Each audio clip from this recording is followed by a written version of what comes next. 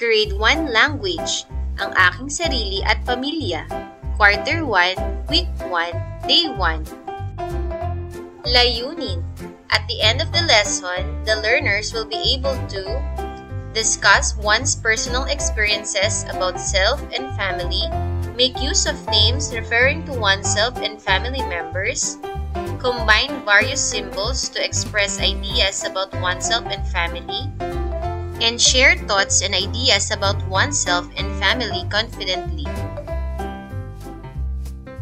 Magandang araw mga bata! Ano ang pangalan mo? Magpakilala ka nga? Mga bata, tayo ay magbabahagi ng isang bagay na gusto natin sa ating sarili o ating kapamilya. Pakinggan muna ako at pagkatapos ay kayo naman ang magbabahagi. Gusto ko ang mahaba kong buhok. Ano nga ulit ang gusto ko? Kung tungkol naman sa aking kapamilya, gusto ko ang ngiti ng aking nanay. Ano nga ulit ang gusto ko sa aking nanay? Ngayon, bibigyan ko kayo ng 1 minuto upang isipin kung ano ang gusto ninyo sa inyong sarili o kaya sa inyong kapamilya. Ano ang gusto ninyo sa inyong sarili?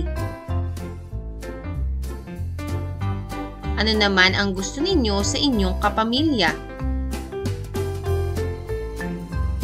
Sa araw na ito ay pag-aaralan natin kung paano magpakilala ng sarili o ng kapamilya gamit ang mga salita at drawing.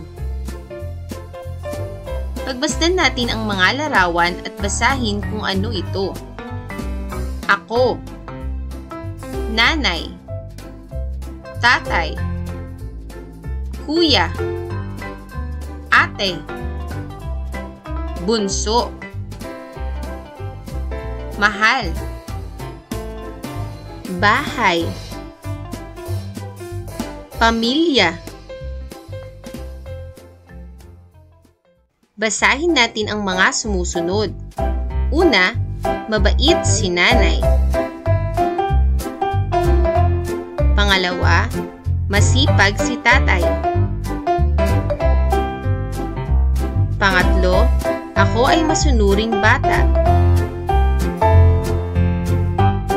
Pang-apat, malinis ang aming bahay.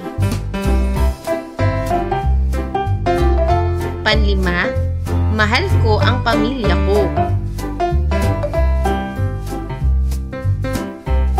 Ngayon ay may ipapakita ulit akong mga larawan na may kinalaman sa ating babasahing tula. Puso, masaya, pamilya, tahanan. Basahin natin ang tula. Mahal ko ang aking pamilya. Mahal ko ang aking pamilya. Ako rin ay mahal nila. Kami ay palaging masaya, lalo na tuwing sama-sama. Mabait sina nanay at tatay. Matulungin sina ate at kuya. Munti naming tahanan, punong-puno ng pagmamahalan. Mga tanong. Sino-sino ang mga miyembro ng pamilya na nabanggit sa napakinggang tula?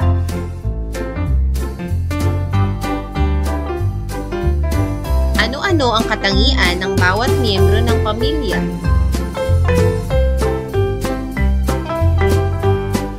Ano ang nararamdaman ng bawat miyembro tuwing sama-sama? Anong uri ng tahanan ang mayroon ang pamilyang nabanggit sa tulang napakinggan?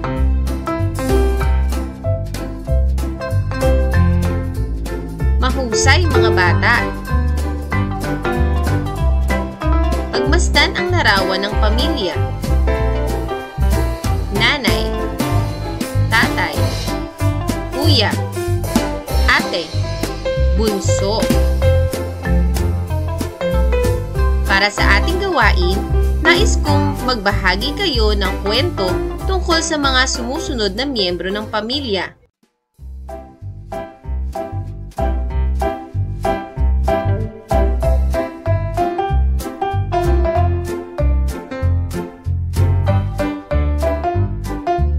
Para sa ating pagtataya, iguhit ninyo ang inyong sariling pamilya sa kahon. Tanong, paano ninyo ipinagdiwang ang inyong kaarawan kasama ang pamilya? Ibahagi mo nga ito